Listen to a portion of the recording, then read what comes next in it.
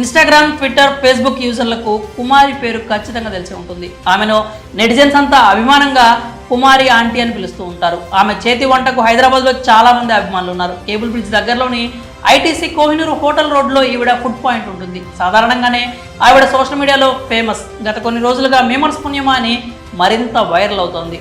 అయితే ఈసారి కాస్త నెగిటివ్ టచ్ అనేది వచ్చి పడింది. ధరల విషయంలో ఆమెపై కాస్త ట్రోలింగ్ జరుగుతోంది.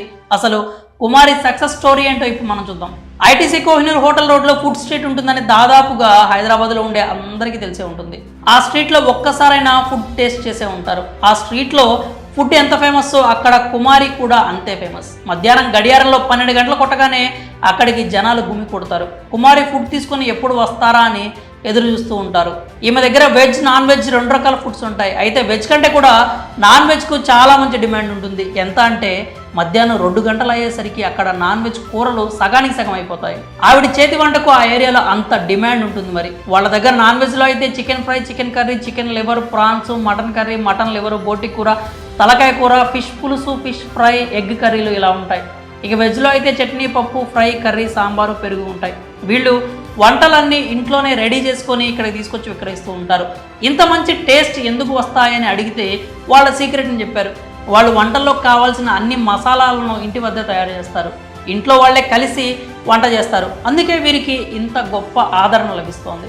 ఇక నెగిటివిటీ విషయానికి వస్తే కుమారి చాలా ఫేమస్ కాబట్టి ఆవిడని ఎప్పుడు ఎవరో ఒకరు వీడియోలో అడుగుతూనే ఉంటారు.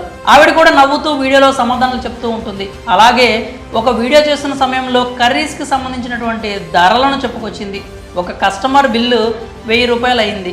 అతన్ని పిలిచి మీది 1000 అయింది, 2 లివర్స్ ఎక్స్ట్రా అని చెప్పారు. ఇంకేముంది, మేమర్స్ అంతా వీడియోను ఆధారంగా చేసుకొని ట్రోల్ చేయడం స్టార్ట్ చేశారు. గతంతో పోలిస్తే ఆ ట్రోలింగ్ వీడియోలు బాగా వైరల్ అయ్యాయి. ఇక్కడ తెలుసుకోవాల్సిన విషయం ఏంటంటే ప్రస్తుతం మార్కెట్లో నాన్ వెజ్ ధరలు ఆకాశాన్ని అంటుతున్న విషయం తెలిసిందే. ఒక్క గుడ్డే 7 రూపాయలు పలుకుతోంది. ఇక అల్లం, వెల్లుల్లి, ఉల్లిపాయలు ఇలా చెప్పుకుంటూ పోతే అన్నింటి ధరలు గుయ్యమనేలాగే ఉన్నాయి.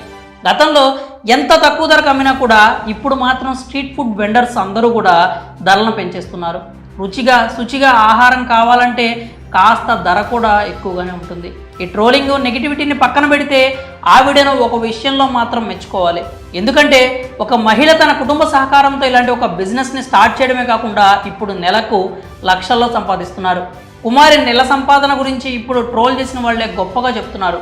ఆవిడ నెలకు 2.5 లక్షల నుంచి 3 లక్షల రూపాయలు సంపాదిస్తున్నారంటూ పోస్టులు పెడుతున్నారు. లైఫ్లో ఇది నిజంగా ఆవిడ సాధించిన సక్సెస్ అనే చెప్పాలి. ఈ విషయం తెలిసిన తర్వాత నెటిజన్స్ కూడా కుమారి మీద, ఆవిడ సక్సెస్ స్టోరీ మీద ప్రశంసలు కురిపిస్తున్నారు. ఆవిడ ఎంతోమందికి ఇన్స్పిరేషన్ అంటూ కామెంట్స్ చేస్తున్నారు. మరి స్ట్రీట్ ఫుడ్ వెండర్ కుమారి సక్సెస్ స్టోరీపై మీ అభిప్రాయాలు ఏంటో కామెంట్స్ రూపంలో తెలియజేయండి.